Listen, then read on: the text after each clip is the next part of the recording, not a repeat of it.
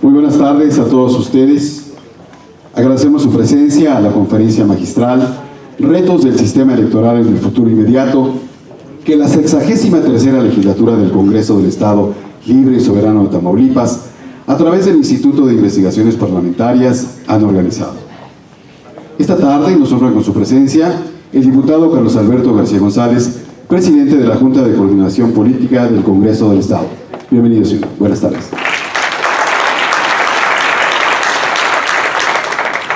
Los diputados integrantes de la 63ª legislatura, que hoy nos honran con su presencia, muchísimas gracias, bienvenidos.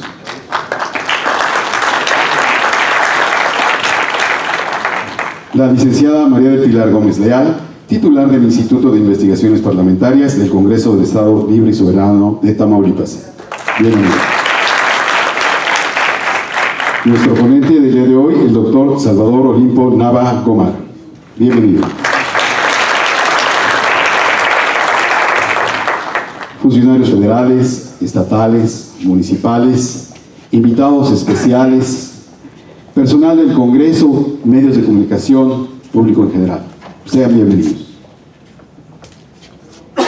Tiene el uso de la palabra el diputado Carlos Alberto García González, presidente de la Junta de Coordinación Política del Congreso del Estado.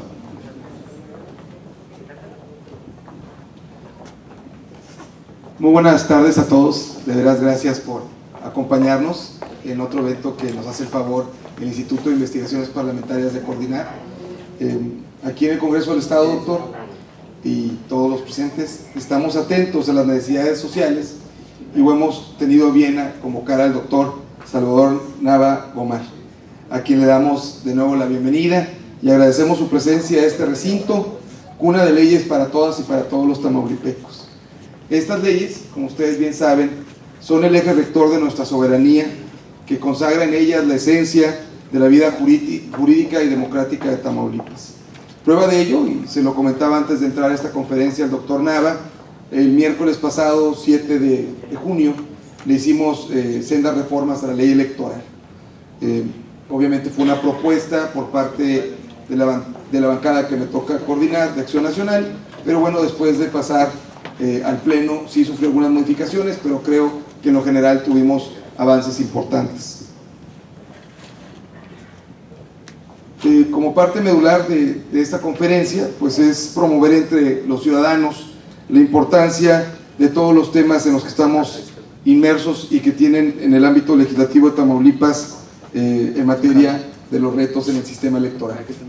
Hay muchas dudas, como el doctor seguramente ahorita nos va a exponer, de lo que va a pasar en el próximo proceso electoral. También quiero agradecer, porque no lo dijo nuestro maestro de ceremonias, que está con nosotros nuestro dirigente aquí del Partido Acción Nacional de Tamaulipas, Francisco Elizondo Salazar. Gracias por acompañarnos, presidente.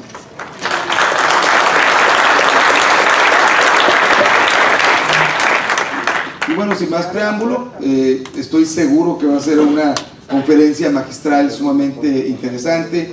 Hay aquí también autoridades electorales de aquí de nuestro estado, igual que usted, invitados de lujo. Gracias, un aplauso también para los consejeros electorales y miembros del Tribunal Electoral, por favor. Muchas gracias.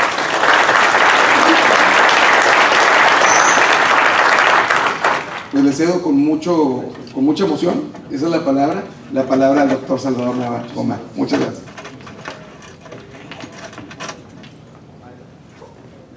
Bien, si me permiten un segundito antes de ceder el uso de la palabra, leer una pequeña semblanza del doctor. El doctor Salvador Olimpo Nava Gomar es egresado de la Facultad de Derecho de la Universidad Iberoamericana, doctor en Derecho por la Universidad Complutense de Madrid y especialista en Derecho Constitucional y Ciencia Política por el Centro de Estudios Constitucionales de Madrid. Fue magistrado de la Sala Superior del Tribunal Electoral del Poder Judicial de la Federación, donde proyectó 8.409 sentencias resueltas.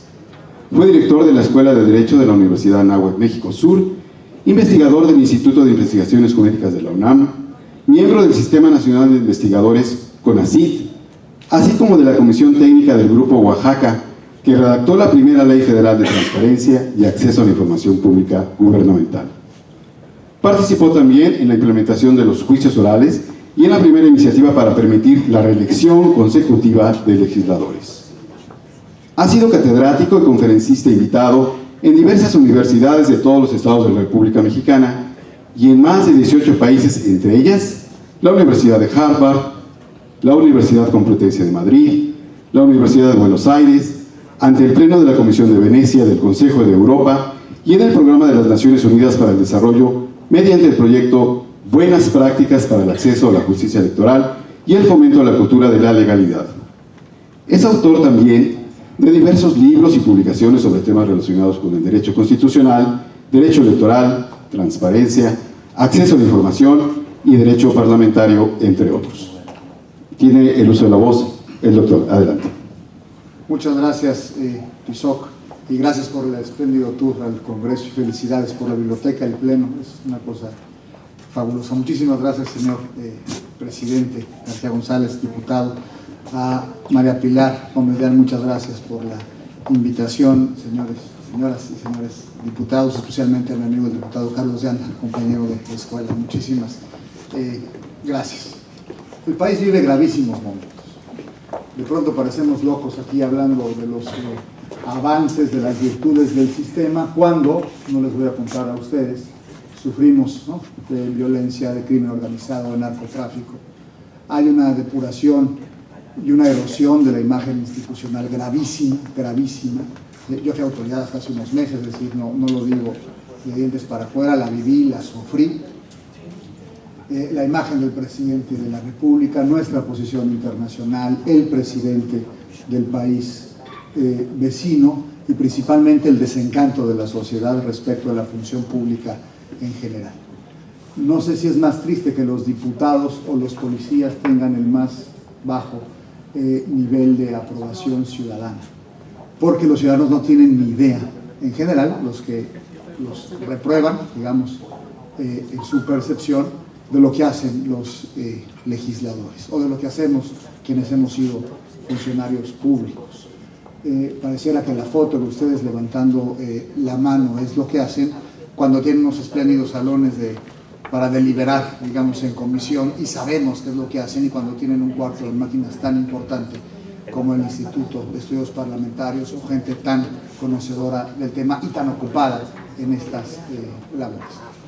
Que se tomen el tiempo para charlar con un profesor universitario como yo, pues yo creo que es bueno por el tema que nos ocupa, y para decir a la gente que no es lo que opinan lo que realmente sucede en las instituciones públicas.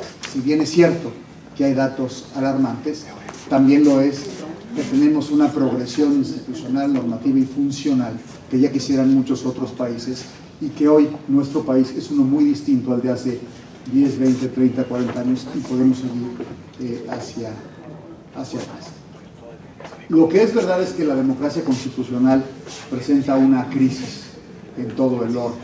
Resultados como el inglés, con la salida del Brexit, el riesgo que corrió Francia con la extrema derecha, lo que sucede en Venezuela, las crisis de nuestros propios partidos políticos, nos echan en cara la obligación de reflexionar cuál es el sistema que tenemos y hacia dónde queremos ir. Déjenme compartir con ustedes algunas reflexiones respecto de mi posición, de lo que puede ser, hay algunos focos rojos y algunos focos verdes del futuro de nuestra democracia a partir de la experiencia que tuve en el Tribunal Electoral del Poder Judicial de la Federación. Me gusta poner en mi síntesis curricular que proyecté 8.409 asuntos, porque no sé si ustedes han tenido algún juicio en lo personal o en lo institucional, es decir, saben lo que es llevar un procedimiento judicial, cualquiera que sea la causa. Hablar de 8.000 me parece una insensatez para el sistema. Y el próximo año, que tendremos la elección más grande de la historia, a mí me da miedo que colapsen las instituciones. Es decir, no sé si vamos a ser capaces de procesar tantas cuestiones de nuestra democracia. Pero déjenme, como profesor, usar el método de conocimiento deductivo, es decir, de lo general a lo particular, para dar algunas ideas o algunas pinceladas. Primero, con mi idea de democracia. La perspectiva que tengo de la democracia es jurídica, pues porque soy abogado, ¿no? Entonces, de ahí parto, y creo que la democracia que no es asegurada jurídicamente no sirve. Es decir, hablar solo de política, pues puede hacerse con o sin democracia. Y me gustan tres autores que fueron mis profesores en España, y les tomé estas definiciones. La primera es de Pedro de Vega, que dice que el Estado constitucional cimienta su estructura en dos pilares fundamentales. Por una parte, en el principio político democrático de soberanía popular, y por la otra, en el principio jurídico de soberanía popular. Por la primera, se entiende que corresponde al pueblo ejercer el poder constituyente, es decir, que su voluntad es la que manda. Y por la segunda, se entiende que la Constitución es lex superior, ley superior, es decir, en donde se plasma la voluntad del pueblo y a partir de ahí obliga por igual a gobernantes y gobernados. Es por eso que la Constitución es la máxima de las leyes, porque ahí está la voluntad del pueblo. Es una definición de Estado constitucional. Otra, Manuel Aragón, magistrado del Tribunal Constitucional Español, dice que el Estado constitucional no supone otra cosa más que el intento de juridificar a la democracia, siendo la Constitución la forma de la democracia o la forma de esa pretensión. Con otras palabras, la Constitución es la forma jurídica de la democracia. El sistema democrático lo convertimos en norma. Y la otra es de Pablo Lucas Verdú, profesor ya muerto, que decía que lo importante no es tener Constitución, sino estar en Constitución o vivir en Constitución. Y nosotros tuvimos una espléndida Constitución en el 17 que no se aplicaba y que, creo yo, pues no servía de mucho. Se tenía un amplísimo catálogo de derechos que no se ponían en marcha.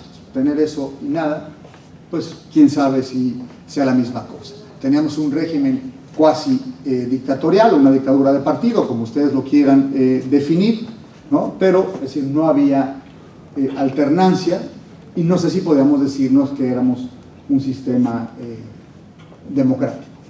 Ahora, lo cierto es que la democracia puede ser, perdonen ustedes la división dogmática, sustancial o procesal. Es decir, sustancial, todos los postulados que son la voluntad del pueblo plasmadas en la Constitución, que se hagan hoy, que existan derechos, posibilidades de realizarse.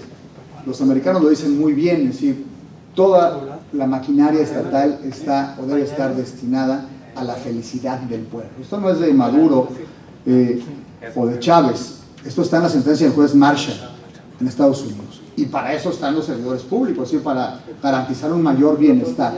Y me gusta eso. Claro, eso es complicadísimo. La democracia sustancial. Y la democracia procesal es aquel conjunto de mecanismos o de procedimientos para llegar al momento en que alguien que ejerce el poder puede garantizar lo otro. Le decimos aquí derecho electoral, elecciones, instituciones electorales. México tiene una democracia procesal o una democracia electoral consolidada, de las más consolidadas del mundo. Pero también es un gran problema, y lo platicábamos ayer, la directora del instituto y sus dos alfiles y un servidor, con el artículo de Jesús Silva Herzog Márquez de ayer. Fue una cosa espectacular, que dice: es que nos hemos equivocado porque hemos diseñado un sistema espléndido y no sé si podemos decir que funciona tras ver las elecciones en el Estado de México, por ejemplo.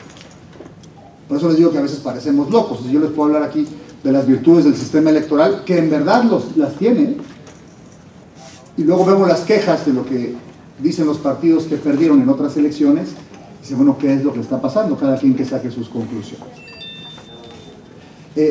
Ahora bien, nuestra maquinaria electoral funciona perfectamente. Para lo que cueste, para el número de personas que trabajan en ella, tampoco es ninguna gracia. En el INE trabajan 18,000 personas de manera permanente. En el Tribunal Electoral éramos 2,000. Claro, y si para qué tantos, hombre, para resolver 60,000 asuntos en 10 años. ¿Y por qué 60,000 asuntos? Pues porque no tenemos una cultura democrática de ganar y de perder, y el que pierde impugna. Pasa en la elección de presidente, en la de gobernadores, en la de senadores, en la de diputados federales, en la de diputados locales, en la de alcaldes, y en la de usos y costumbres indígenas. Pasen todas, y pasan los partidos políticos al interior cuando alguien no gana una interna. Pero también es necesario que se tenga ese mecanismo de control individualizado que supone el acceso a la jurisdicción cuando algún grupo de un partido político abusa de su mayoría y no deja a los otros llegar. No daré ningún ejemplo de Tamaulipas para que no me tomen por mal educado, y además no conozco ningún ejemplo de Tamaulipas mejor que ustedes. O sea, hablaré en términos generales. Y en términos generales puedo decirles que todos los partidos políticos, más o menos, se quejan de lo mismo que hacen, más o menos. Claro, a veces la sufren. Y todos los grupos al interior de los partidos, más o menos, se quejan de lo mismo que sufren cuando no son mayoría. Lo mismo para una elección interna de un comité directivo municipal, se reproduce en la elección para elegir al presidente de la República. Toda proporción guardada y desde luego con la escala. El municipio más pequeño de México con una elección de más de 50 millones de votos. Déjenme dar algunos datos para ubicar el contexto de lo que estoy diciendo y que veamos la magnitud de nuestro país y de nuestra maquinaria electoral y tratar de señalar algunos riesgos de las cuestiones electorales que tenemos en sí. Tan solo para darle perspectiva, el proceso electoral que aún continúa, es decir, la elección de este año, que fueron 4 elecciones locales ordinarias y 8 extraordinarias, se eligieron a 3 gobernadores, Coahuila, Estado de México y Nayarit, 55 diputaciones locales, 25 en Coahuila y 30 en Nayarit, 270 ayuntamientos, 138 regidores, en total 446 cargos. Para el proceso electoral 2017-2018 se van a elegir 3.327 cargos de elección popular, 3.327, en 3 elecciones federales de presidente de la República, senadores y diputados al Congreso de la Unión y 30 elecciones locales concurrentes, 9 gobernadores u 8 gobernadores y el jefe de gobierno de la Ciudad de México, 27 estados tendrán elecciones para diputados, 25 elecciones para ayuntamientos. Son 9 gobernadores, 984 diputados y 1.705 cargos municipales. Empezamos entre el 3 y el 9 de septiembre, es decir, ya estamos prácticamente en proceso electoral. Van a estar calificándose las elecciones para gobernador y empezamos. Tenemos una maquinaria electoral brutal.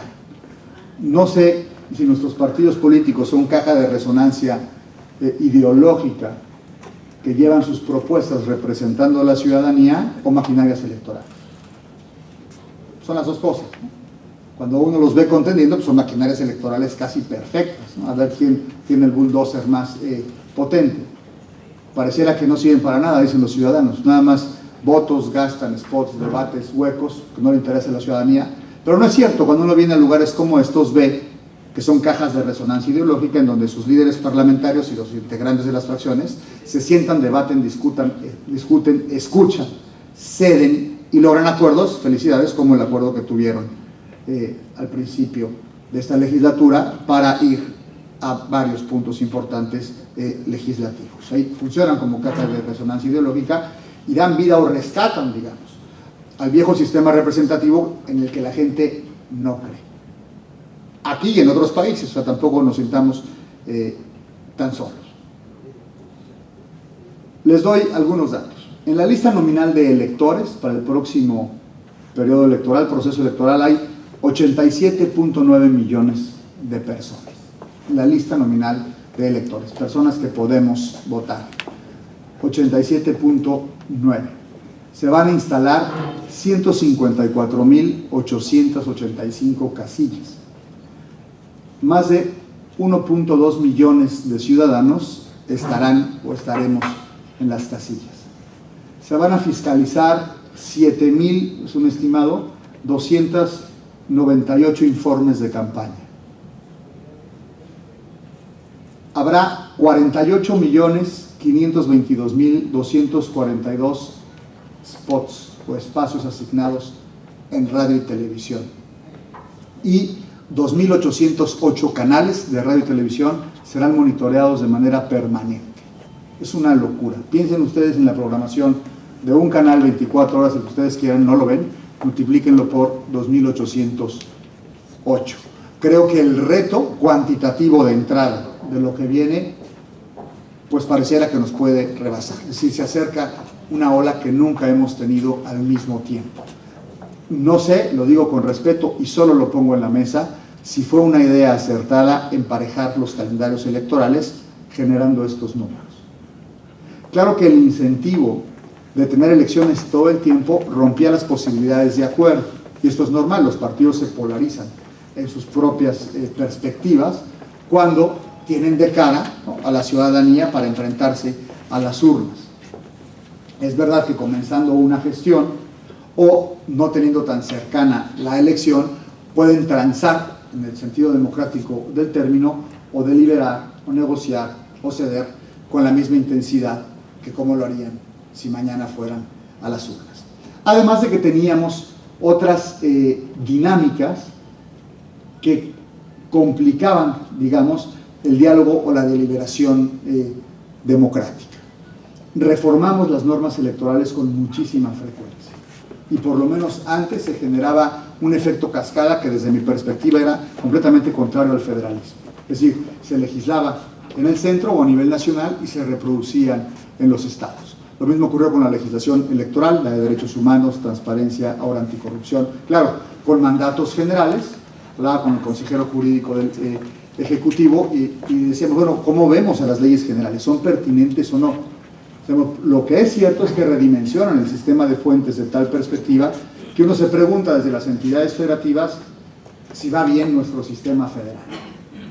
Porque el federalismo se hace de la periferia al centro, es decir, lo que importa en el federalismo son las entidades federativas, no la federación, porque la federación es la suma de las entidades federativas. Con la predominancia política que tuvimos durante años, pues tuvimos un federalismo no nato o no puesto en marcha. Y la división de poderes, tanto vertical, es decir, municipio, estado y federación, como la tradicional, legislativo, ejecutivo y judicial, más los órganos constitucionales autónomos, pues se subordinaban a la voluntad del presidente de la República, que a su vez era el principal promotor de las reformas constitucionales, que podemos decir que hasta 1977, hablando de la reforma política, con los plurinominales que introduce Reyes Heroles, el derecho a la información, el artículo 6 y algunas dinámicas más, pues las reformas no tenían un sentido democrático. Tuvimos una constitución gorda, cansada y fea, si ustedes me permiten. Claro, cumple 100 años como la abuela y hay que festejarla, pero no sé si la parte normativa es tan importante como lo que decimos sobre ella. Muchísimos mitos había sobre nuestra constitución. Sí, creo que sí era eso. Una forma de trabajo, salario digno y remunerador. Yo preguntaría en el campo si los campesinos sienten que tienen derechos laborales dignos y remuneradores, o nuestros obreros, vivienda digna y decorosa. Hay que ir a la periferia de cualquier ciudad del país o al campo para ver si tenemos ciudades compuestas o pueblos compuestos o rancherías compuestos por viviendas dignas y decorosas. La gracia del amparo, tan vitoreada, ¿no? Claro, estuvieron ahí bien nuestros maestros, pero tampoco es tan mexicano, ¿no?, el amparo. Otero, es decir, nuestro amparo es una mezcla del habeas corpus inglés y del recurso aragonés, o sea, no se nos ocurrió de la nada un mecanismo de defensa constitucional, claro, tropicalizado, ¿no?, bien pudo haberse llamado auxilio o socorro, pero lo cierto es que no tenía tantas virtudes como se decía, porque si no tenías un buen amparista, te seguían aplicando normas declaradas inconstitucionales. La cláusula de relatividad de las sentencias de amparo, la fórmula Otero, que tiene una virtud para su aplicación cotidiana, lo cierto es que te genera una injusticia al permitir aplicar disposiciones inconstitucionales. La Secretaría de Hacienda de otros años, también para no meterme en camisa de 11 varas, calculaba reformas fiscales en donde decían, bueno, aquí van a venir tantos amparos en contra, y lo demás lo seguimos aplicando, porque el señor que no se ampare, pues le seguimos aplicando la norma. Y este gran mecanismo de defensa constitucional no procedía para la defensa de derechos políticos, o sea, no procedía en materia política. Esto significa que los derechos de votar, ser votado, asociarse y afiliarse no se consideraban derechos fundamentales. Luego entonces, si estos derechos no son considerados derechos fundamentales, pues yo preguntaría, ¿se tiene una democracia en donde los derechos en los que se funda el sistema no son tutelables desde una perspectiva de garantía constitucional? Parecería que no. O yo afirmo en este silogismo que no. Y entonces viene una progresión institucional en donde se van creando instituciones que dan cabida a nuestra democracia electoral. Es tan revolucionaria la creación de nuestros órganos electorales que incluso hablamos de ciudadanizar a los órganos, como si el resto de autoridades no fueran ciudadanos, ¿no? Y se habla del término ciudadanizar en contraposición a los partidos políticos, ¿no? El primer IFE de Woldenberg, de Pepe Woldenberg. Y ahora se dice, ya no es un INE ciudadanizado. Lo que pasa es que también hay una sociedad mucho más versada y mucho más sensible. Es que el PRI puso a unos consejeros afines a él. Pues ni modo que el PRI ponga unos consejeros afines al PAN. Y el PAN puso unos afines al PAN. Pues ni modo que el PAN ponga unos afines al PRD. Es así de sencillo, y así me puedo ir con todos los ejemplos. Lo que pasa es que nos da una especie de pudor. Somos pudorosos, pero hacemos cosas bajo la mesa. Creamos estas instituciones electorales y el tema está en la compra de votos por abajo. Era un juez, y no me consta, no lo tuve en mi expediente, pero de eso se quejaban en casi todas las demandas que resolví.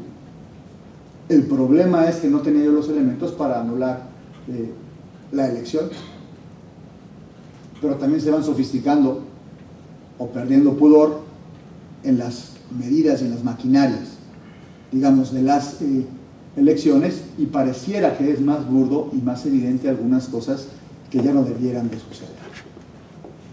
Yo no estoy de acuerdo con la elección de Coahuila, creo que no fue tan grave como la elección del Estado de México desde mi perspectiva jurisdiccional. Pero que separe un partido político del conteo de votos es una mala señal para el sistema. No estoy diciendo con razón o sin razón, lo digo en términos absolutamente neutros. ¿Y cuáles son los retos que tienen las legislaturas de los estados con nuevas dinámicas que no conocíamos? Reelección, género, comunicación, acceso a la tecnología. Ustedes saben que en México hay 100 millones de teléfonos celulares, 100 millones de teléfonos celulares. Más del 80% con acceso a medios. Los chavos están a 3 clics de entrar a cualquier país del mundo. Estamos sobrecomunicados. Ya no tiene cabida un político, digamos, que no quiere transparentar o no quiere hacer pública su agenda o no quiere decir cuánto gasta. Eso es cuaternario.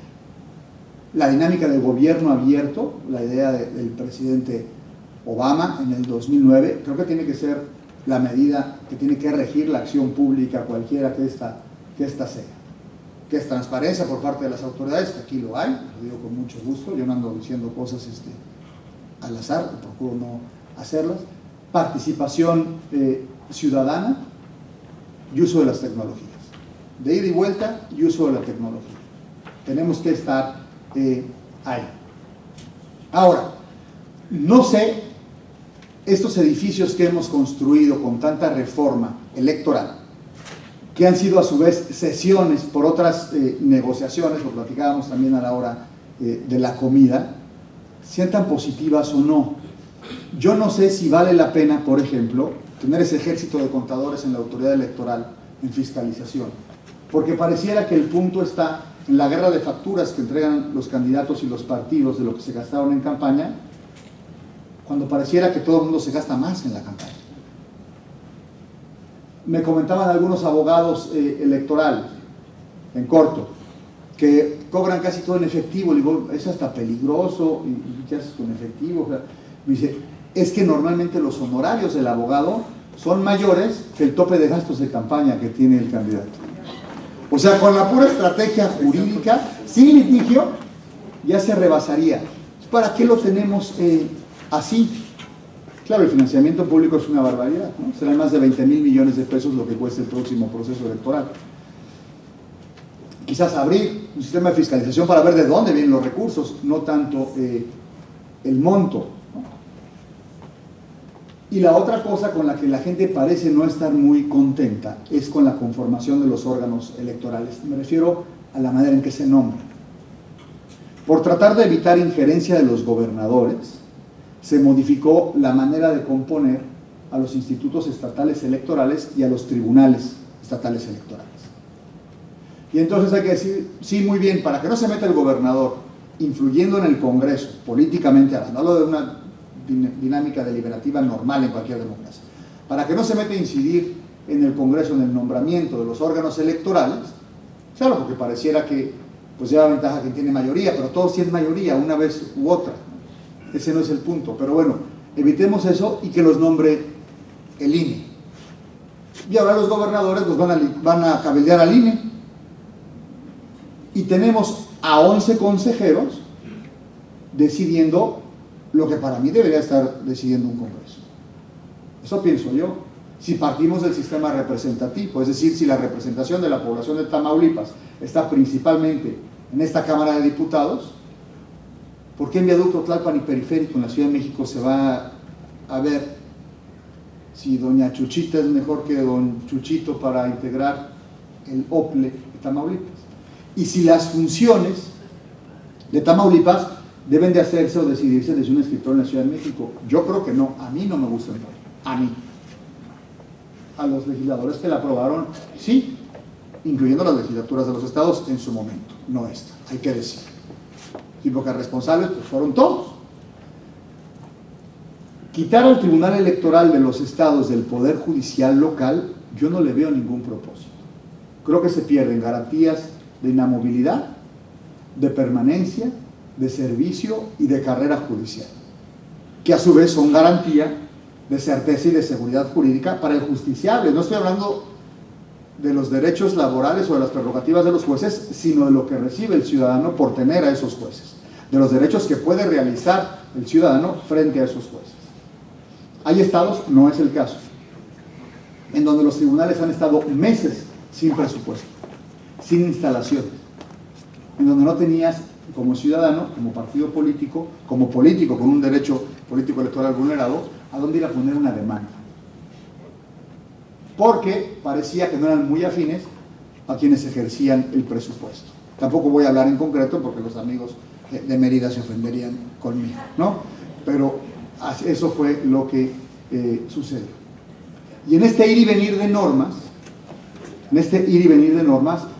hemos complicado el entramado jurídico de una forma brutal. Es verdad que los abogados somos barrocos, y yo asumo mi parte en ello, aunque he tratado, digamos, de clarificarme estos últimos años, y están ahí mis sentencias, ¿no? Pero las leyes no se entienden. Nosotros somos un poco bichos raros aquí reunidos hablando de estas cosas, pero si le preguntan ustedes a su vecino, si le dan un código electoral no de este estado o una constitución, no entiende absolutamente nada. Y tú le explicas que su voluntad es la que está plasmada en la Constitución y de la Constitución derivan las leyes que las autoridades aplican a través de la interpretación de un reglamento, pues échale un ojo, no entienden nada, absolutamente nada. Y tenemos absurdos normativos como el artículo 41 de la Constitución, en donde tenemos un reglamento de radio y televisión en un artículo constitucional. Le dedicamos muchísimos porcentajes, muchísimas veces más, a la regulación de la fórmula para el financiamiento de los partidos y del tiempo en spots en radio y televisión, que al derecho a la vida o a la libertad, o a la igualdad. Como que no suena, ¿no? No suena. Lo que era antes el 123 o el 27, que por su época eran necesarios en la Constitución, porque si no, no hubiera habido pacto, digamos, suficiente para cerrar la Constitución y promulgarla, o el tercero en la educación, ¿no? Cravioto, el hidalguense, insistiendo ahí, habló del constituyente, está bien, pero hoy no necesitamos eso en la Constitución. Hay muchísima más explicación de los órganos electorales, o de transparencia, o del sistema anticorrupción, que mecanismos de defensa constitucional, que derechos humanos en el primero. Entonces no sé si eso lo necesitamos. Y al momento de aplicar las normas, pues tenemos un verdadero problema. Platicaba hoy con los señores miembros de la Junta de Coordinación Política, que amablemente me invitaron a comer, que si tenían resuelto, que no lo tienen, como todo el país, porque se hereda, digamos, del sistema nacional. Cuando se hizo la reforma constitucional, no se previó qué vamos a hacer con la reelección, por ejemplo, si se tienen que salir antes, cuánto tiempo después o no, para el próximo proceso electoral, aquellos que estén en funciones. Porque los van a denunciar a todos los que estén en funciones, los de su propio partido, por condiciones de equidad. Porque lo van yo les dije, les apuesto una comida, si no nos las pagamos ahora que empiece el proceso, en todos los partidos. ¿O cómo vamos a combinar la equidad de género con la reelección? ¿O los candidatos independientes con la reelección? ¿O los candidatos independientes con la equidad de género? Nada más así por poner 3 darditos que ahorita comentaré más. Comento algunas otras cosas. Algunas reformas que hemos tenido, de las cuales estamos muy orgullosos, pero que nos han metido en verdaderos problemas. Equidad de género, la primera. Quizás nos hemos pasado, pero creo que fue mucho mayor el abuso en este país de machos cuando las mujeres no tenían oportunidad. De pronto los hombres estamos muy ofendidos porque las mujeres tienen plazas y ¿de qué estamos hablando? Las señoras estaban en sus casas y no podían prosperar con la misma, no tenían la misma movilidad social y profesional que tienen o que tenían los varones. Entonces, bien no los ganamos. El problema es cómo articularlo culturalmente. Déjenme decirles un secreto que espero que no salga de este espléndido foro, ¿no? Gracias, presidente. En 10 años, el único alegato que tuvimos conjunto con todos los presidentes de los partidos políticos nacionales, juntos, todos, fue para no aplicar la norma relativa de equidad de género. El único. Todos los partidos, y no echo de cabeza a nadie. Porque todos son ninguno y ninguno siempre es nadie, decía el poeta, ¿no? Y nos decían, es que no hay cuadros. Pues, ¿cómo va a haber si no les dejas jugar? Si están guardadas. Guardadas. La norma era la del 60-40, antes de la equidad, antes de la paridad. Y en el entonces COFIPE había una disposición que establecía que los partidos tenían que postular por lo menos al 40% de un género, 60-40. Salvo que por dinámicas democráticas llegaron a otra decisión. ¿Qué creen que pasó? Siempre hubo una dinámica democrática a partir de la cual se permitía llegar a otras conclusiones. Luego vinieron las Juanitas, que fue, pues yo creo que un episodio vergonzoso de nuestro Congreso Federal, ¿no? Es decir, postulaban a una mujer, el suplente era hombre, llegaban al cargo, pedían licencia y subía el señor. Yo tuve un alegato de una mamá con un joven político chiapanecos, en donde hubo sustitución, digamos, y ya tenía que haber, ya se había hecho la reforma para que titular y suplente fueran del mismo género. Entonces tuvieron que bajar a este joven y subió la mamá y dijo, te damos licencia, y no se le permitió. El caso es que la mamá me decía, magistrado, le doy mi palabra que yo no sé, que no quiero y no me interesa. Puse mi nombre porque mi hijo le correspondía, digamos, hablando de cuotas políticas, este espacio, ¿y ahora qué? Pues ahora va a gobernar, señor. Pero fíjense ustedes el punto de quiebre en el sistema representativo, Pues es gravísimo, porque la culpa la tiene el sistema, el legislador, su partido político, quien ustedes quieran. Pero la consecuencia la sufre toda la población de ese municipio. La señora decía, no sé, no me interesa y no quiero. Y era presidente municipal electa la señora. Me parece terrible, ¿no? Terrible. Ahora, tenemos la complejidad, digamos, de nuestro sistema democrático. La tecnología, por un lado. Yo creo que tenemos que ir a votaciones electrónicas. La gente desconfía. Yo como buen abogado hay cosas que no entiendo, digamos, ¿no? Me parecen un poco mágico. Por ejemplo, las estadísticas saliendo de votar me sigue pareciendo algo fantástico, digamos, ¿no? No lo acabo de entender, digamos, como con una muestra se pueden llegar a resultados tan parecidos. Me lo explican y sí más o menos lo razono, pero sigo dudando, digamos. No sé ustedes. Con la tecnología me pasa algo similar, y a la gente que no hace uso de las tecnologías creen que se puede manipular, por ejemplo, los algoritmos y demás, pero es una manera importante de llegar a ello, es una apertura tecnológica y tenemos que avanzar en eso. Es decir, finalmente, la discusión sobre el número de votos ya lo tenemos resuelto. En este país, los votos que se dice que obtuvo un partido, lo más probable 90 y tantos %, es que esos votos haya obtenido. Si se manipuló o no la voluntad de un votante es otra cosa. Si algún votante vendió su voto, es otra cosa. Si algún votante dio su credencial de elector a cambio de un dinero para ir a votar, es otra cosa. Pero aquí dicen en una casilla, hubo 3 votos a favor de tal, hubieron 3 votos a favor de tal. El punto es si ahora eso nos convence o no nos convence. Porque lo trágico es que después de esta construcción, de este andamiaje institucional, la gente no está convencida. Y con un sistema tan sofisticado salen todos a decir que ganaron. O sea, otra vez, en la pirinola de nuestra democracia todos ganan, acabando la elección. Y eso a mí me parece una tragedia. Nos han invitado a los mexicanos a exportar nuestro sistema a otras democracias emergentes. Yo he estado en Europa del Este, en América Latina, en Asia, en reuniones de Naciones Unidas, en Jordania, explicando el sistema mexicano. ¿Cómo le hacen para que funcione? La respuesta es muy sencilla, no cínica.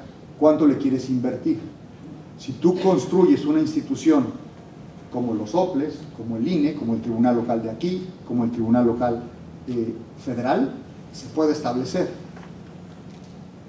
Los mecanismos que tenemos, por ejemplo, para nuestra credencial de votar con fotografía, para la manera de transportar los votos, de contar las actas, es espléndido. Les comentaba ayer en la cena que he tenido la oportunidad de estar en muchas misiones electorales de observador, en muchos países. A mí la que más me impresionó, o una de las que más me impresionaron, fue en Finlandia.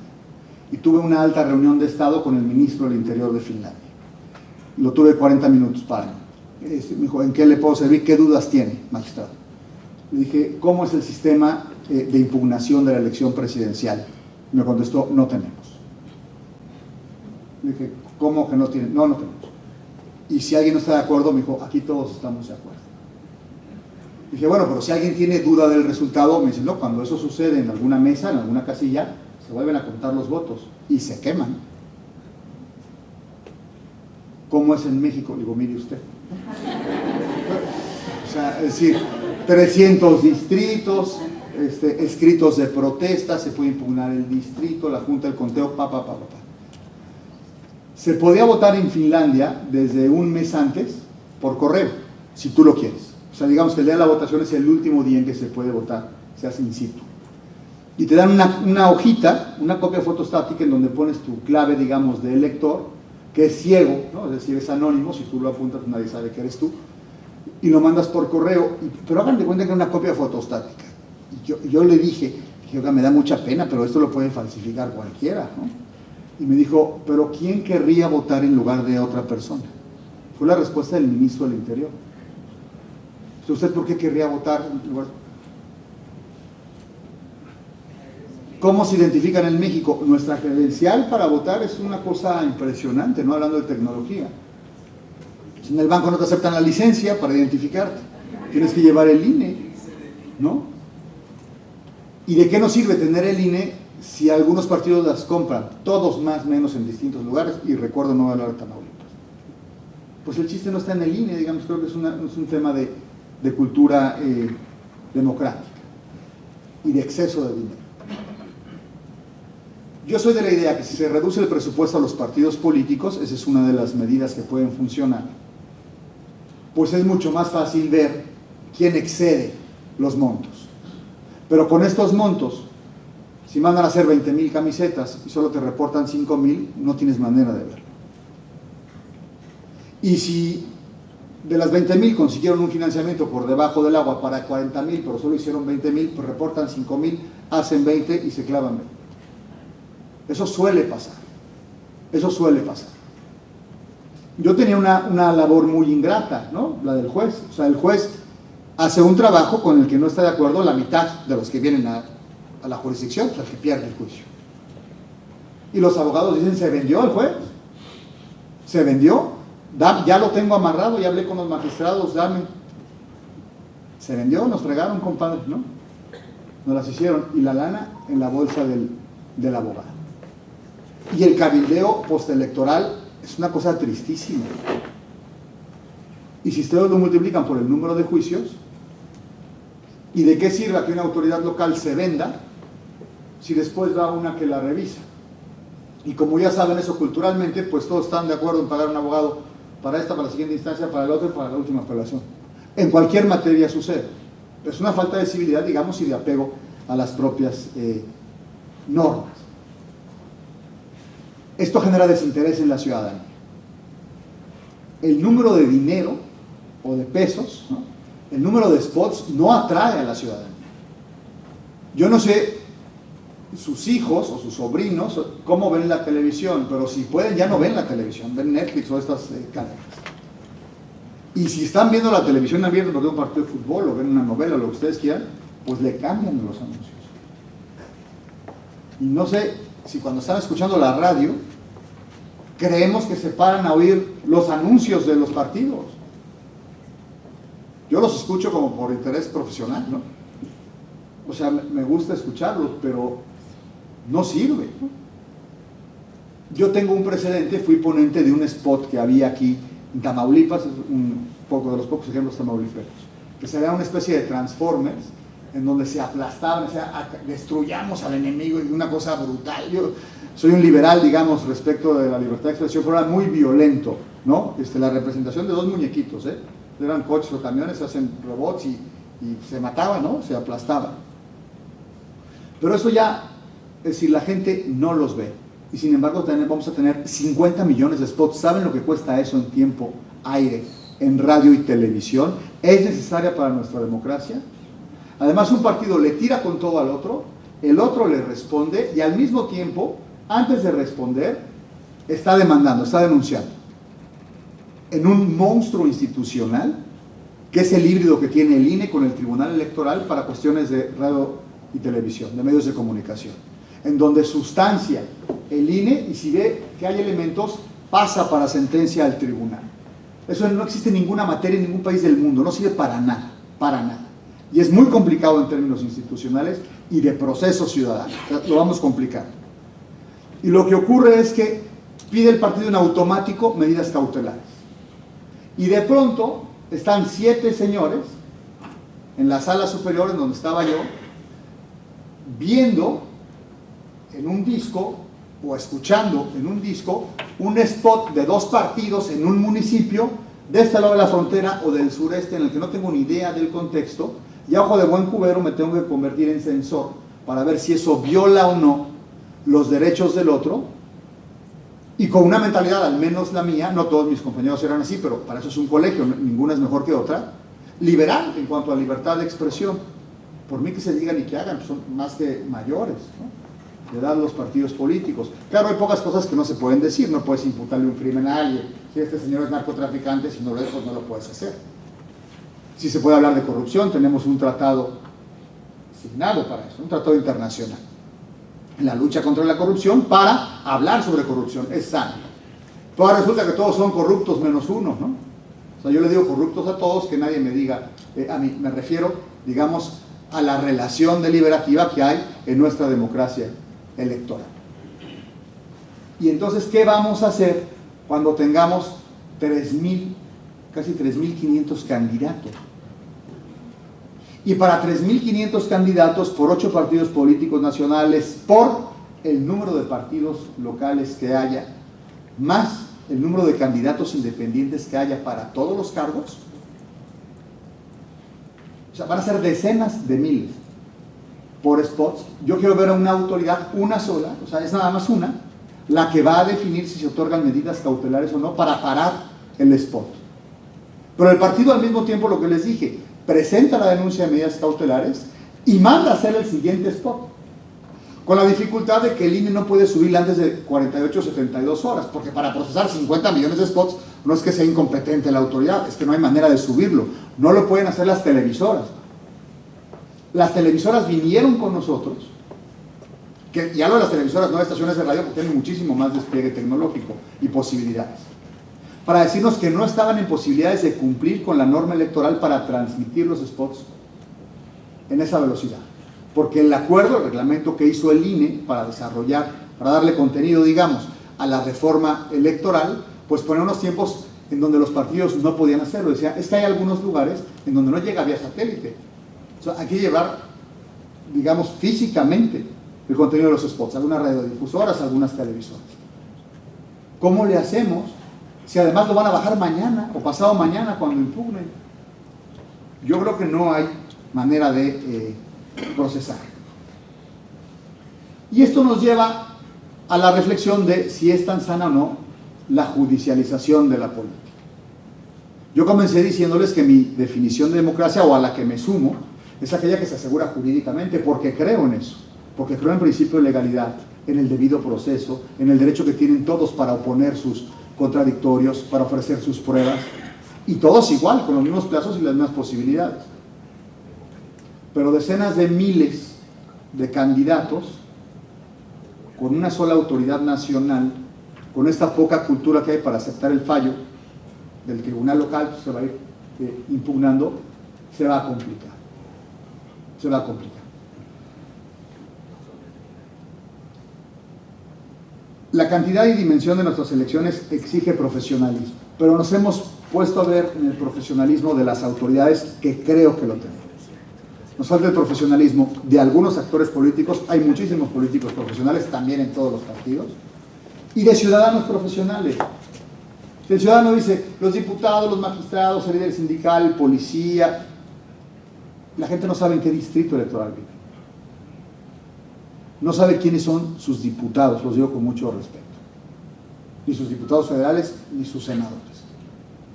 Y entonces la función del servidor público es muy cruel, porque tienen que seducir a la ciudadanía, si se me permite el término, para decirle, este soy, aquí estoy, esto hago. Como lo que hacen aquí con los niños en el Parlamento, como lo que hacen con su boletín, como lo que hacen con estos eventos, digamos, ¿no? Difusión, tienen que comunicar. Pero esto ya es imprescindible en un país que tiene 100 millones de teléfonos celulares, en donde todos están, digamos, a 3 clics de hacerlo. Una app del Congreso quizás sería barata y una buena manera de comunicar, canal de televisión por internet, que tampoco cuesta mucho dinero, es decir, hacer todo por ir a la ciudadanía. Hay que verificar los mecanismos de democracia interna de los partidos. Porque yo me pregunto, si los partidos son tan democráticos a su interior, ¿por qué el mayor número de juicios es de problemas al interior de los partidos? Es curioso. Y los mecanismos para resolver controversias jurídicas. Creo que todos tienen más o menos un camino largo para, si se me permite la expresión, chicanear los asuntos internos. Y entonces para expulsarlo, pues le damos rápido. Y para prolongar, pues ahí la comisión de garantías, más la jurisdiccional, más derecho de garantía, de audiencia, tal. Hay que depurar. Tenemos que capacitar respecto del modelo de comunicación política. Y déjenme detenerme ahí. Si me permiten un diagnóstico del modelo actual, no ha disminuido el costo de las campañas. O sea, ha aumentado. O sea, la razón para que el Estado tenga el monopolio de la administración de los tiempos en radio y televisión puede ser legítima si se toma en cuenta que algunos medios de comunicación le vendían más baratos a unos que a otros, le vendían más a unos que a otros, y eso podía generar una situación de inequidad en la contienda, que es un valor que hay que tutelar en una democracia, ¿sí? Piso parejo y que la competencia sea real para todos. Sin embargo, hoy se gasta muchísimo más. En 2009 los partidos nacionales recibieron 819.488.876 pesos. En el 2015, 1.172.863.000 pesos, es decir, 43% más. Vamos a ver ahora en el 18. Y con la concurrencia, yo no sé, con los problemas que tiene este país sociales, me refiero a las clases más desprotegidas, si estamos para gastar más de 20,000 millones de pesos en una elección, en donde los chavos le cambian a la televisión o al radio. Creo que ese es el principal reto. El problema es, ¿qué partido va a decir, redúceme el financiamiento? Si no van todos. Lo que hizo Kumamoto, ¿no?, en Jalisco me parece importante, muy importante. Ojalá que se vaya a ir por ahí, y es una manera de hacer. La única manera de evitar el abuso por un lado, el despilfarro por el otro, y de hacerlo más efectivo si se quiere fiscalizar, es o se abre para que la gente done lo que quiera, nada más hay sí un mecanismo de fiscalización preciso, o se reduce para poder tener cálculos cercanos a lo que es el gasto electoral. El juicio de nulidad de una elección de gobernador le di casi 2 vueltas al país, es decir, todos los gobernadores de ahora y los anteriores que estuvieron, en su gran mayoría, pasaron por el tribunal, digamos, voté en todos los casos. Ese juicio se llama de revisión constitucional y es de estricto derecho. En cristiano eso quiere decir que lo que no está en el expediente no lo puedes conocer. Y entonces te dice, es que compraron el voto, soy un juez, dame la prueba. No hay, pues no puedo votar a ojo de buen cubero calculando que un señor o una señora compraron el voto de cientos de miles o de millones de personas. Yo fui el ponente en la sentencia que calificó jurisdiccionalmente la elección del presidente Peña Nieto. Yo fui el ponente. 50 millones de votos, más de 10,000 objetos probatorios en 40 días. Y dice uno, es que hubo fraude. No lo puedes demostrar cuando el sistema funciona. Y déjenme contarles otra anécdota que me preocupa muchísimo de la transparencia. Yo tuve la oportunidad de participar en la primera redacción de la primera ley de transparencia, que éramos académicos respaldados por medios de comunicación. Era yo profesor universitario, tenía buen copete y era muy rebelde en esa época. Y denunciaba con todas las autoridades a todos los partidos por igual. Falta de transparencia, opacos todos. Es una historia bonita. Éramos un grupo de académicos, nos aliamos con medios de comunicación a partir de un congreso en la ciudad de Oaxaca. Nos bautizó como Grupo Oaxaca una periodista del New York Times, Inger Thompson, y lo que hicimos fue que hicimos un proyecto de ley y le hablamos a los líderes parlamentarios con el apoyo de los medios de comunicación para llevárselos. Los líderes eran Felipe Calderón del PAN, Beatriz Paredes del PRI y Martí Batres del PRD en esa época. Llevamos el proyecto y llegamos con más de 100 medios de comunicación, pues ya que nos vieron sacaron las aguas y los mantelitos, pues a ver, explíquenos. Explicamos. Y todos los partidos de oposición hicieron suyo el proyecto.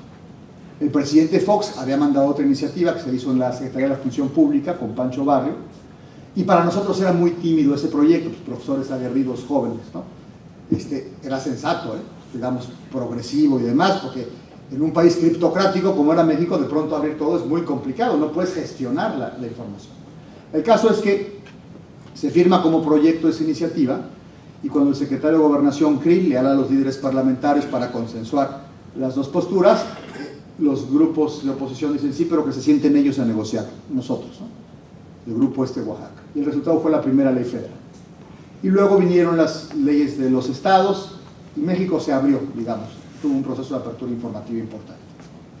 Llego de magistrado, acabando de pasar el voto por voto de Andrés Manuel, la demanda de voto por voto, pasó la reforma tomada, igual que el Zócalo, y viene una inteligentísima solicitud de información de la revista Proceso, en donde dice, por vía de acceso a la información, quiero ver todos los paquetes electorales, es decir, los votos, un voto por voto, casilla por casilla, a través del ejercicio de derecho de acceso a la información. Mis colegas muy amablemente me dicen, pues órale, mi cuate, tú que eres el transparentólogo, haznos el proyecto. Tuve una encrucijada de por vida y me acordé de lo rebelde que era yo y lo fácil que señalaba a las autoridades por no transparentar. Y recuerdo, que tampoco salga de este salón, presidente, por favor, que cuando nos sentamos a negociar y a redactar la primera ley, nos preguntamos qué hacemos con la materia electoral, hablando de transparencia sobre las instituciones electorales. Dijimos, no, ya dijo el presidente Zedillo y todos les creímos que la reforma electoral estaba terminada. Eso creíamos todos.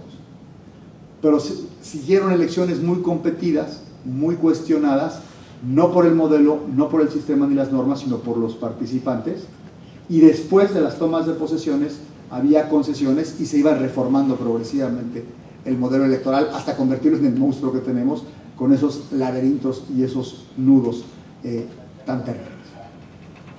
Y lo que hicimos fue, pues no había una sola palabra sobre la tensión entre el principio de máxima publicidad y la secrecía del voto y el resguardo del material electoral. Porque aquí no se puede abrir el paquete electoral una vez que se cierra, porque antes, dicen, se embarazaban los paquetes. O sea, había 700 votantes y 3,000 votos. Es decir, ustedes saben lo que pasaba, digamos, en la mapachería y en la fontanería electoral. Y entonces, ¿qué fue lo que hicimos? Hombre, el sistema funciona y es transparente. Acabando la elección, llevada a cabo por ciudadanos, ahí sí por ciudadanos, todos los partidos tienen copia de su acta, o deben tenerla y es su responsabilidad, que coincide con la que se pega afuera de la casilla, que ven todos los ciudadanos, que coincide con la que llevan al distrito, se canta, o sea, se dice en voz alta y se alimenta el sistema, y todo lo podemos ver en tiempo real. Claro, uno no podrá estar en 154,000 casillas al mismo tiempo el próximo año, pero es transparente. El asunto fue a la Comisión Interamericana de Derechos Humanos, a Naciones Unidas, a la Suprema Corte de Justicia de la Nación, y con nosotros, y dijimos todos, es transparente, y después nuestra resolución fue comprobada y respaldada por estas instituciones. México tiene un sistema electoral transparente. Lo que no es transparente es el uso de recursos. O por lo menos, no me consta, pero por lo menos puedo hacer esa inferencia porque de eso se quejan absolutamente todos los partidos políticos. Y hablando de este dinero, me regreso al modelo de comunicación política. Ni se ha disipado el modelo de despotización. Qué bueno que ya no tienen el mismo tiempo los partidos políticos. Coincidirán ustedes mismos, aunque sean actores políticos, en unas cosas espantosas, ¿no? Oír 15 minutos la doctrina de un partido no era práctico, ni pragmático, ni jalaba al propio ciudadano, ¿no? Y lo más importante, no ha contribuido a mejorar el debate entre los políticos. A la gente no le gusta el debate que tienen los actores políticos. El debate del Estado de México, no sé si lo vieron, fue una cosa espantosa.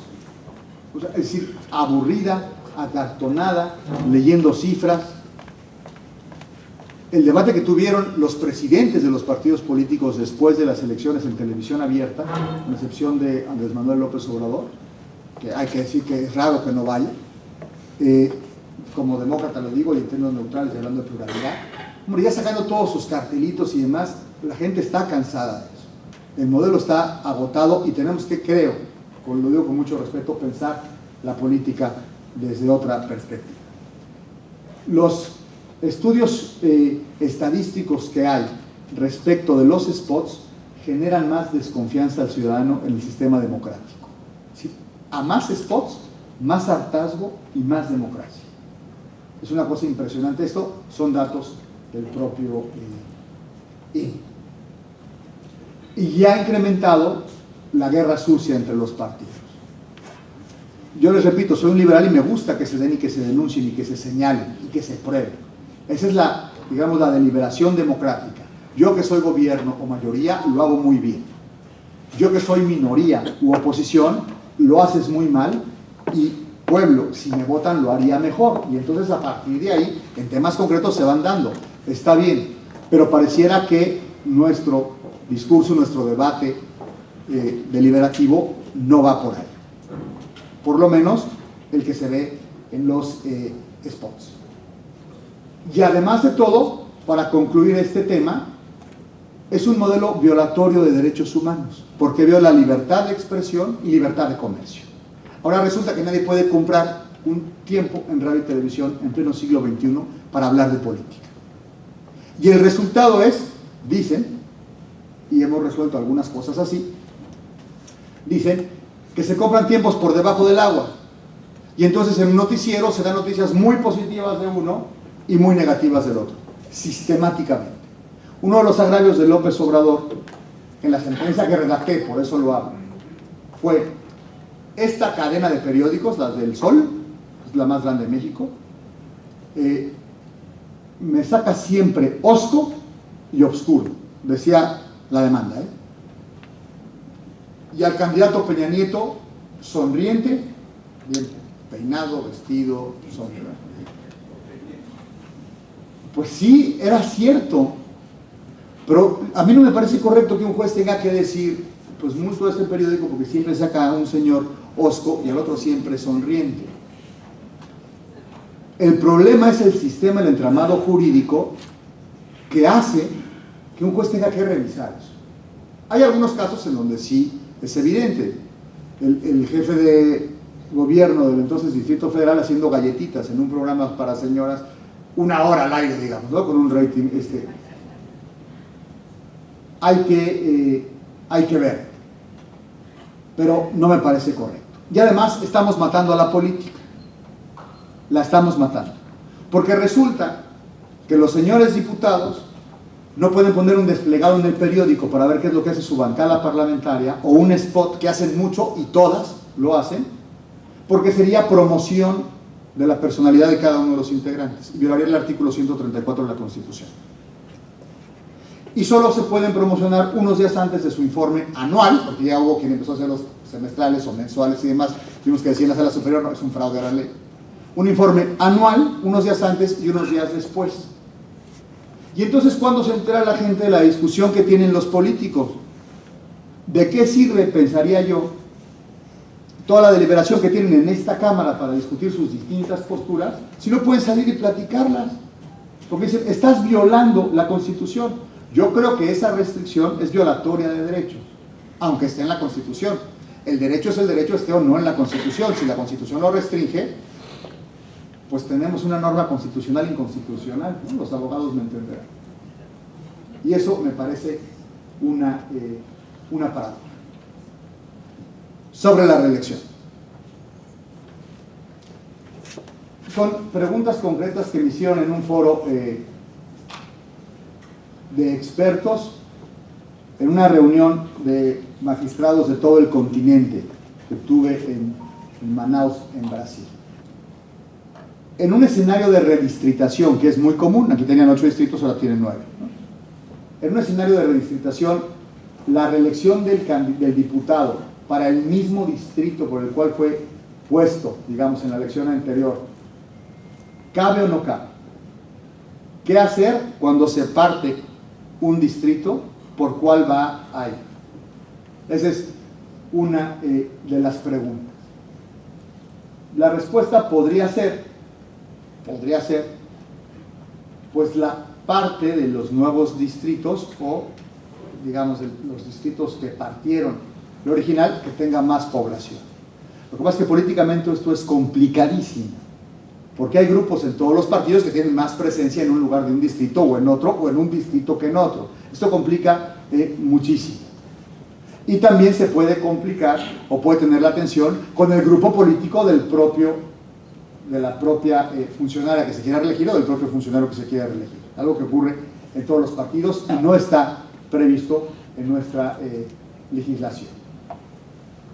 O sea, vamos a equilibrio poblacional, pero no necesariamente coincide políticamente. La que planteé en un principio, los candidatos tienen la obligación de separarse del cargo, y si es así, ¿cómo resolvemos el problema de las vacantes cuando el suplente también quiere contender como suplente para la reelección? Si es 90 días antes, ¿vamos a convocar a una elección? Si es alguien de mayoría, para que llene el hueco 3 meses, porque está contendiendo para no violar la equidad. 1. 2. ¿Se viola la equidad si un funcionario público que lo hace bien quiere volver a hacerlo? ¿Se cumple con el mandato representativo y le dices a tu representado, no voy a acabar mi mandato, ya me voy porque voy a contender? El ciudadano dice, no, yo te quiero a ti, ahí, discutiendo el presupuesto, ¿no? Discutiendo tal iniciativa, haciendo esto, controlando, dirigiendo. No está previsto. Gracias, Sergio. Las ciudadanas y ciudadanos que pretenden elegirse por conducto de un partido político, ¿tienen la necesidad o la obligación de participar en un proceso de selección interna de su propio partido? ¿O tienen el derecho a participar directamente como candidato en la elección constitucional? El solo hecho de ser diputado o diputada, ¿los pone en automático como candidato de su partido? Nada más lo pongo sobre la mesa. Habrá que ver la regulación de cada partido y tener en cuenta que la regulación de cada partido se tiene que aprobar por la instancia electoral administrativa, que es susceptible de ser impugnada con el juez constitucional electoral. Los partidos deben observar los criterios de paridad en la postulación cuando se trate de reelección, o hay una excepción. Eres funcionario público, un representante popular, ganas la interna del partido y te dicen, por normativa del partido no vas a ir candidata porque le toca tu lugar a un hombre, ¿no? Para ponerla al revés, y ya ganaste el proceso interno. Resolví problemas concretos de listas plurinominales de todos los partidos. Creo que el más complicado es Acción Nacional y el de la Revolución Democrática. O sea, el más complicado de armonizar. Ambos sistemas me gustan mucho y me parecen justos y equitativos, pero al momento de hacerlo son tantas las variables que cuando se introdujo el criterio de paridad se complicó muchísimo, porque son los primeros lugares para el CEN, hablando de la nacional, y después tienen mecanismos de competitividad, tanto por la entidad federativa de que se trate, como por el desempeño de cada uno de las personas de que se trate. Y resulta que por género, había personas que estaban en el lugar 6 o 7, por ejemplo, y para respetar esas variables, más la alternancia y el lugar para que entrara alguna mujer, se iban al 14 o 15, es decir, se iban sus posibilidades de acceder al cargo cuando tenían los méritos de acuerdo con su propia normativa, su propio desempeño y el propio proceso interno en su entidad federativa. Entonces, tener la democracia tan regulada quizás no sea tan democrático, ¿no? Curiosamente. Es decir, hacemos normas para asegurar los derechos democráticos y una vez que ganas, poniendo en marcha el mecanismo democrático, son las propias normas las que te sacan. Doy una respuesta muy general y sin ofender, pero no hay manera de solucionarlo. Es decir, se tiene que decantar por un partido o por otro. Quizás podría preverse mecanismos para favorecer aquel principio que sea más desfavorecido en alguna entidad que en la otra. Por ejemplo, cuando las acciones afirmativas ya no sean necesarias porque hay una dinámica en la que la mujer participa igual, pues quizás ya no valdría la pena ponderar eso, sino volver a considerar los valores democráticos naturales o por excelencia. Aquellos candidatos y candidatos independientes que hayan sido electas y pretendan reelegirse deben recabar el apoyo ciudadano otra vez para poder contender, es decir, el número de firmas, o no. Si se decanta la legislación local porque sí, no hace falta, pregunto, al sistema representativo, al dejar la ciudadanía sin ese representante para poner a la candidata o al candidato o al precandidato o precandidata a recabar firmas. Otra pregunta, ¿un candidato de un partido puede reelegirse por otro? ¿Un representante de un partido puede reelegirse como independiente? ¿Un independiente puede reelegirse por un partido político? No está regulado, o sea, no estoy planteando. Se llama retos del sistema electoral, es decir, son los retos que vengo a decir. Si tuviera yo la respuesta, sería guapo y famoso, ¿no? Lo cual, desde luego, no ocurre, ¿no? La verdad que no. Bueno, mi mamá dice que sí. Lo cierto es que a pesar de todo el camino que ha sufrido nuestra normativa institucional, orgánica y funcional para tener una democracia electoral, nos ha complicado y nos presenta retos mucho más sofisticados y complejos. Creo que la respuesta se puede simplificar a una mayor cultura democrática. No me lo tomen a mal, pero somos una democracia perdida en ese sentido. Hay que trabajar con los niños, comunicar más en términos sencillos lo que se hace, pelear por el modelo de comunicación política para que puedan comunicar lo que hacen, que es un mecanismo de rendición de cuentas individualizado para que el ciudadano pueda saber qué es lo que están haciendo aquellos a quienes eligieron para que hicieran las cosas en vez de ellos mismos y lo representaron. El país vive gravísimos momentos, pero el hecho de que nos sentemos aquí una tarde calurosa a hablar de esto me parece una bocanada de aire fresco y les agradezco profundamente su invitación. Muchas gracias.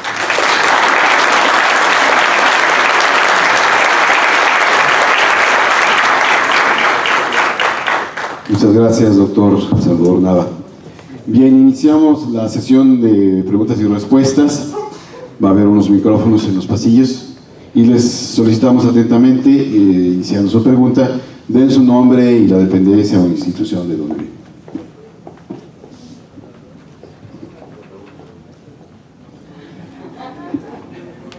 ¿Me puedo reelegir? Buenas tardes. Ciro Hernández, diputado local por el distrito 18 de Altamira. Hablando de retos, porque nada más nos comentó algo así que se había quedado o puso como ejemplo inicial la elección y le dio un calificativo a la elección del Estado de México y la comparó con la de Coahuila. ¿Cuál es la calificación que usted le da a las dos elecciones y por qué una distinción de una de la otra? Gracias. Gracias, diputado. La calificación que di fue a propósito de los datos ciertos que hay. No hago ninguna valoración personal o subjetiva, o procuro no hacerlo. Me refiero al número de errores en el cómputo por parte del Estado de México, ¿no? Y lo que hubo en el PREP en Coahuila no es definitorio para el resultado de la elección. Es una cosa que debe investigarse, que lo va a hacer el INE. Falló ahí el sistema o la operación del mismo, pero no es trascendente para el resultado de la elección. En el Estado de México se dice que se va a impugnar y creo que se pueden saber más cosas por mi experiencia respecto de lo que pasó.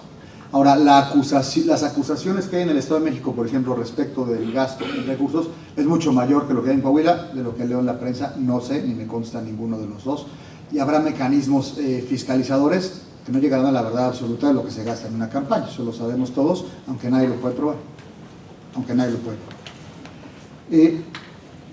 con mucho respeto, yo considero un error de estrategia jurídica haberse levantado de la mesa de los cómputos en Coahuila, porque no gana nada y los cómputos se graban de cualquier manera.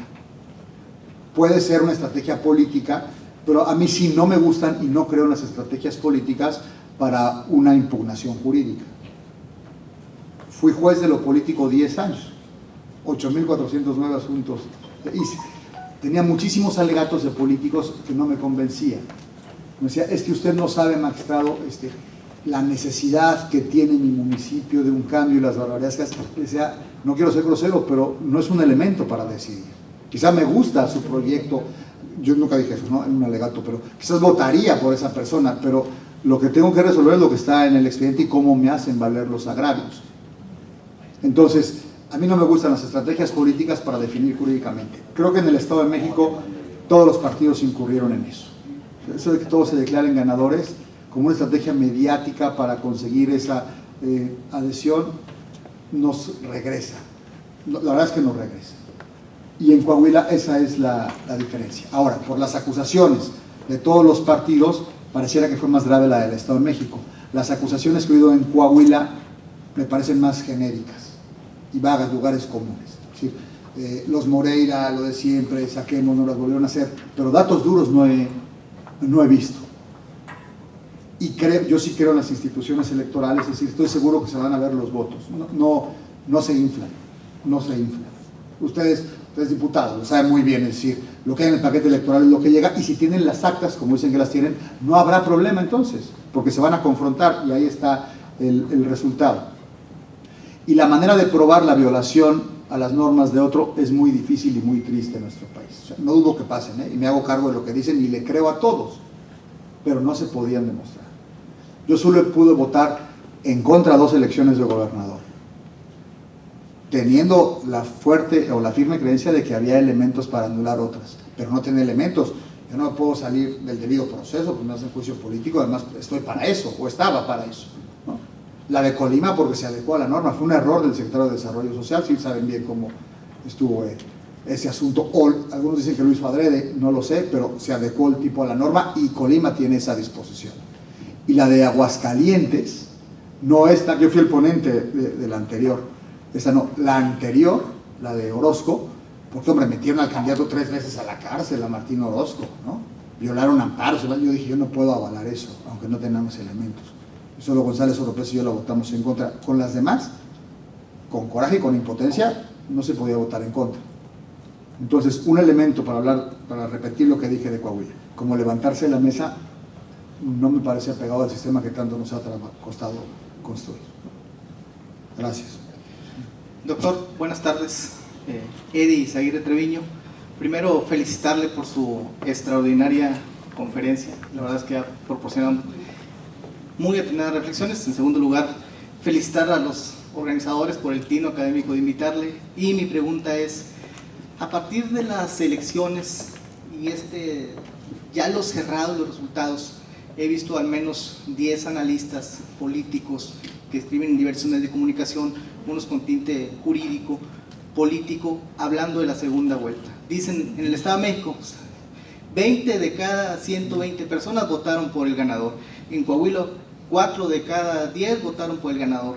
Y pareciera un proceso delegitimado. ¿Qué opinión le merece, en su experiencia académica jurisdiccional, la segunda vuelta? Gracias, Eddie. Gracias, muy amable. A mí me gusta la segunda vuelta. O sea, creo en el principio representativo. Entonces, una elección que no son lejanas en México, con el 50%, vamos a pensar, soy abogado, se me traban los números, pero con el 50% de participación, en el que el primer lugar gana con el 30%, significa que va a representar a un 100% de población habiendo obtenido el 15% de votos. Creo que es un punto de quiebre en el sistema, es decir, no se está representando a quien está votando. Creo también que el voto tiene varias funciones, perdónenme la obviedad. Una es elegir a quien nos va a gobernar o a representar, pero la otra es darle un porcentaje de dinero y de representación al partido político en el que uno cree, o al independiente. Es otra función del voto, y necesaria además. Yo puedo decir, mi candidata o mi candidato no va a ganar, pero quiero que mi partido tenga esa prerrogativa a partir de mi voto, voy a votar por él. Pero contribuyo después al punto de quiebre de la falta de representatividad cuando no llega quien yo quiero. Entonces, me parece muy sensato cumplir con esa primera parte del voto, que sea más puro ideológicamente la primera ronda, e ir a la segunda. Tenemos autoridades con poca representatividad, sobre todo las nacionales, por el número, pero sí se ha crecido. Gracias. Un comentario y una pregunta. En el cáncer comentaba el diputado Ciro Hernández Arteaga de cuál había sido la elección a su juicio pues más contaminada, por usar una palabra, la del Estado de México, la de Coahuila. Pues yo no tengo elementos tampoco para decir cuál, pero lo que sí me preocupa, porque lo he visto en diferentes entidades, Colima, tú lo mencionaste, Aguascalientes y ahora el Estado de México, no está funcionando el procedimiento de insaculación. La verdad es de que faltando una semana, pareciera, y lo voy a decir con todas sus palabras, que van y compran a todos los funcionarios de casilla. Nada más en el Estado de México fueron 40,000 sustituciones de funcionarios. Para mí, eso no le da certeza a ninguna jornada electoral en ninguna parte del mundo. Eso hay que ver una manera de solucionarlo, de raíz. Ese es el tema que yo veo más complicado, entre otros. Y ahorita hablabas del tema, doctor, de, oye, cuando ya son electos, si es un independiente, se va a ir por un partido o viceversa, pero cuando fueron electos. Pero ¿qué tal cuando no fueron electos? ¿Sí? ¿Por qué? Porque la figura del independiente, y a lo mejor voy a usar algo que no debiera decirlo de esta manera, pero es como una válvula de escape por el desprestigio que han tenido los partidos políticos. Entonces los ciudadanos, oye, pues les gustó la figura del independiente, y en algunas entidades como Nuevo León, pues hasta un gobernador tienen independiente. Sin embargo, en el caso de algunos diputados, y me incluyo, vemos con preocupación que algunos partidos vayan a abusar de la popularidad de alguien que en algún proceso inmediato anterior tuvo como independiente y lo van a postular por su partido. Lo correcto sería, en un periodo determinado, que se afiliaran de manera formal al partido para que no hubiera confusión con el electorado al que se va a someter a votación, sobre todo cuando, por ejemplo, en Tamaulipas hasta hoy hay elecciones 2 de cada 3 años, entonces pudiera confundir. Esas son mis preguntas. Muchas gracias, presidente, y coincido con ambos planteamientos. Estamos faltando a la certeza a partir de las trampas de algunos actores. Este cambio, digamos, los funcionarios de casilla, pues es gravísimo, o una terrible coincidencia, que no creo en ella, ¿no? Pero pudiera ser gravísimo. y es un problema cultural, ¿no? El transfugismo no me gusta, porque al menos lo que yo alcancé a ver desde el Tribunal Electoral es que el transfugismo en México generalmente obedece a oportunismo político. Es muy válido cambiar de camiseta, muy válido, pero cuando pierdes una interna y te vas a la otra, como le pareciera que caben algunos cuestionamientos.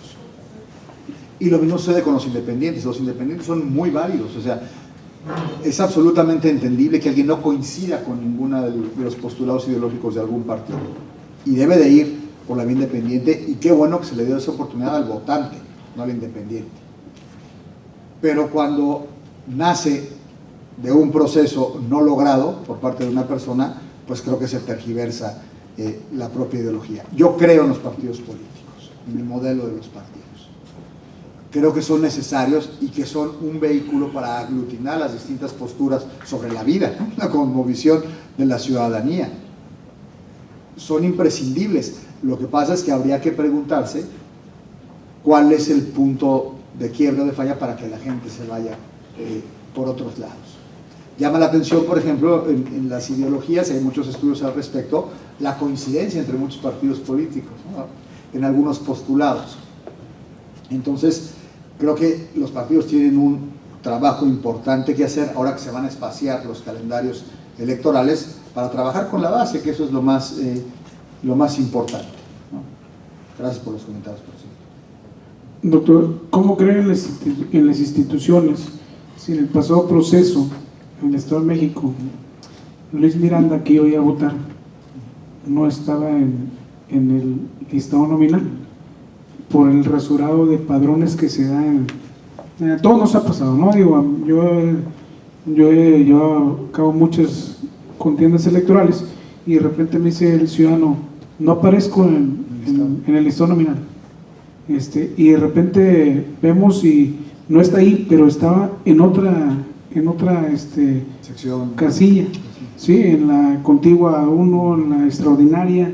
Entonces, ¿cómo creer si un secretario de primer nivel no está? Digo, y es el decesor, ¿no? El que tiene que tener sus documentos actualizados y no pudo votar porque no aparecía en el listado nominal. Estaba vencida su credencial, creo, ¿no? Y luego dijo que tenía 2 credenciales.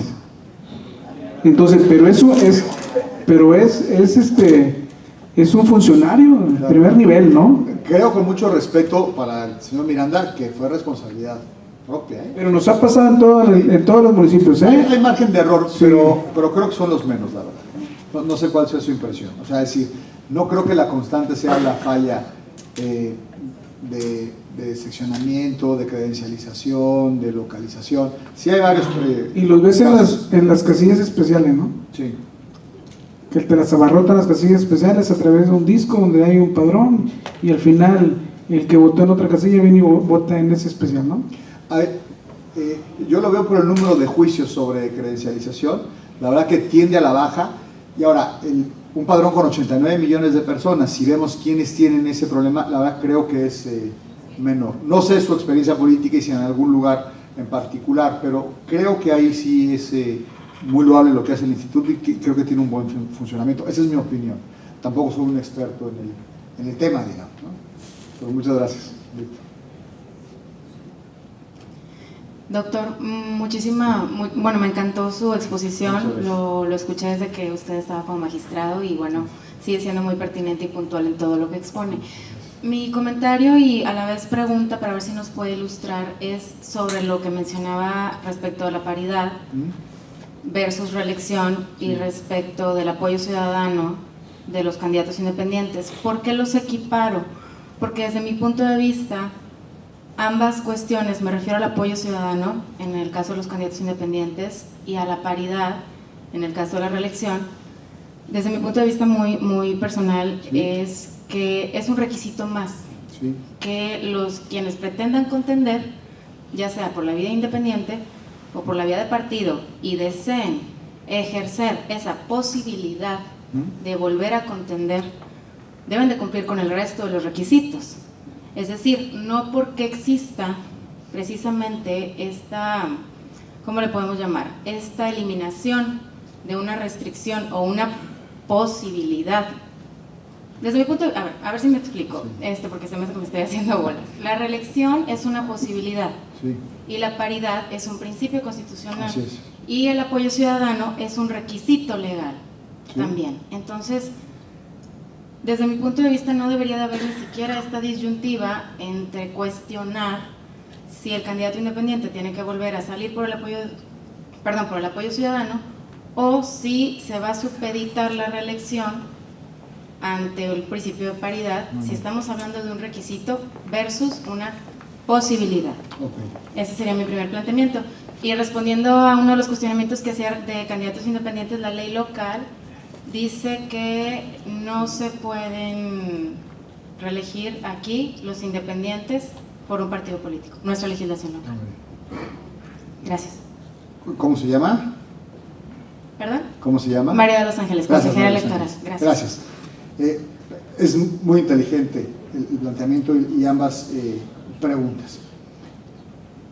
La reelección es una posibilidad, pero también es un derivado del derecho político electoral de ser votado.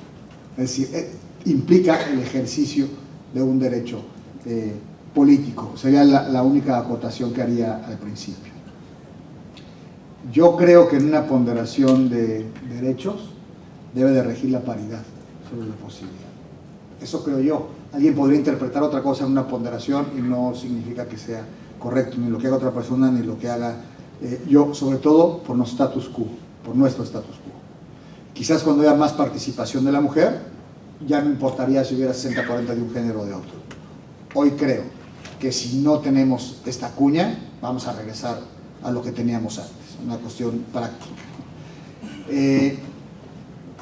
Pero sí se va a generar un problema, o muchos problemas y muchos juicios al respecto. Yo vería esa situación. Y quizás quien tiene más responsabilidad ahí son los partidos políticos en su normativa interna para tratar de evitar esos conflictos. Creo que en ese tema está el balón ahí.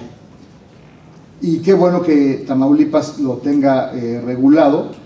Hay varias disposiciones o resoluciones de la Corte en donde establece que es una cuestión en donde las entidades federativas tienen libertad de configuración legislativa, y qué bueno que así sea. Hay una analogía que no sé qué tan válida pueda ser, pero creo que puede ayudar, digamos, por lo menos al diálogo. Así como los primeros partidos, los partidos políticos de reciente creación no pueden ir en coalición en su primera elección, podríamos decir, quien quiera ir de independiente tiene que recopilar las firmas primero y no necesariamente después. Ahora, si se ve como un requisito que hay que satisfacer, pues desde luego para la reelección, ¿no?, o para la elección, pues tendría que ir por las firmas. Creo que también sucede una cosa con los independientes, y perdónenme, no quiero ser grosero ni impertinente, parecida al género femenino, sufren de lo mismo. ¿Sí? Hay una franca desventaja en su participación. Hay algunas regulaciones que son francamente antiindependentistas, ¿no? La razón es sencilla: los partidos políticos pues regulan y se tienen. O sea, digamos que disponen las cosas de manera distinta. Seguí un asunto en la elección de Nayarit que me pareció muy interesante, que resolvió la Sala Regional Guadalajara, porque de un alcalde fue el actor, no un candidato a alcalde, que no ganó, pero el juicio me pareció muy pertinente. Resulta que en la legislación nayarita el presupuesto o el tope de gastos de campaña para los independientes es 10 veces inferior al de los partidos políticos. Si por cada peso que gasta un independiente puede gastar 10 un candidato independiente. Y fue y denunció inequidad y le dieron la razón. Hay muchos casos así. Entonces, poner al independiente a recolectar firmas quizá va un poco en contra de eso. Si se ve desde la perspectiva administrativista, o sea, lo digo también en términos neutros, solo desde la perspectiva administrativa de cumplir con un requisito, tiene usted razón, María de los Ángeles. Si le metemos un poquito de acción afirmativa, como se hace con las cuestiones de paridad, quizás podrían contender, aunque esa acción afirmativa también podrían en inequidad a aquellos que se quieren reelegir por parte de un partido político que sí tienen que contender en la interna. Entonces la dejo tal cual y como estaba, me pregunto. Muchas gracias.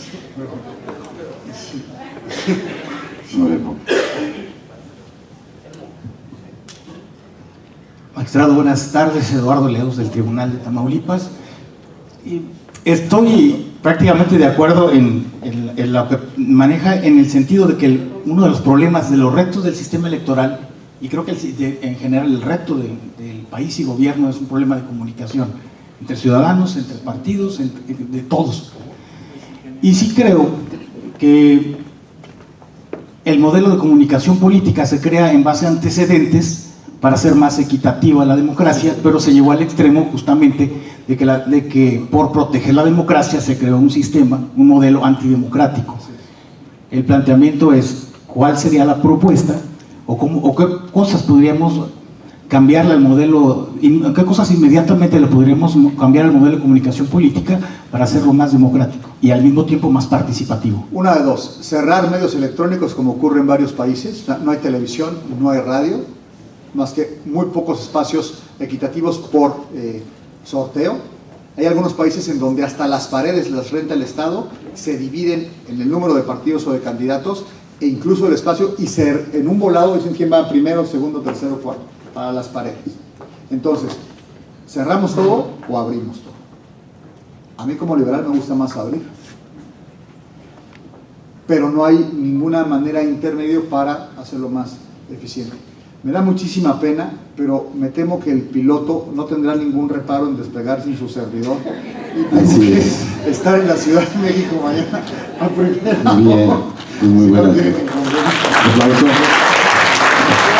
Bien, y le vamos a solicitar atentamente al diputado presidente Carlos Alberto García, a los diputados integrantes de la 63ª, al presidente del Comité Directivo Estatal del PAN, Francisco Elizondo Salazar, nos acompañen por favor para hacer entrega del reconocimiento y la fotografía oficial. Muchísimas gracias.